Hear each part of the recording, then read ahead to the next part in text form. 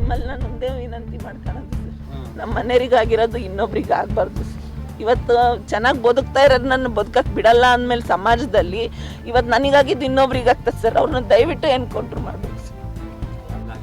ನನಗೆ ಯಾಕೆ ಹಿಂಗಾಯ್ತು ಅಂತ ಏನು ಅಂತಲೂ ನನಗೆ ಗೊತ್ತಿಲ್ಲ ಸರ್.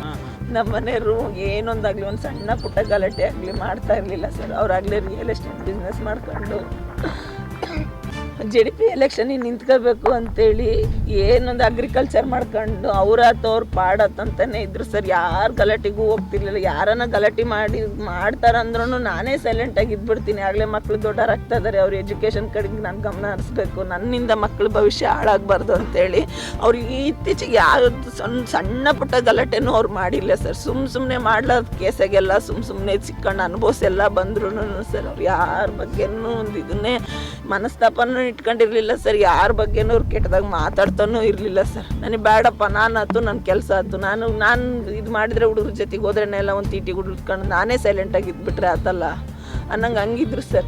ಹಿಂಗಿರೋರ್ನ ಇವಾಗ ಬದಲಾವಣೆ ಆಗಿರೋರು ನನಗೆ ಬದುಕಕ್ಕೆ ಬಿಡಲ್ಲ ಅಂತಂದರೆ ಹಂಗಾರೆ ಬದುಕೋದು ಹೆಂಗೆ ಸಮಾಜದಲ್ಲಿ? ಎಲೆಕ್ಷನ್ ನಿಂತ್ಕೋಬೇಕಂತ ಹಿಂಗೆ ಏನನ್ನ ಬೆಳೀತಾ ಇದ್ದಾರೆ ಇವರು ಅನ್ನೋದು ಏನನ್ನ ವೈಷಮ್ಯ ಇಟ್ಕೊಂಡು ಅವರೇ ಏನನ್ನ ಜಿದ್ದುಪಿಸ್ಕೊಂಡು ಏನನ್ನ ಮಾಡಿದ್ರು ಏನು ಬಿಟ್ಟರು ನನಗೆ ಅದು ಒಂದೂ ಗೊತ್ತಿಲ್ಲ ಸರ್.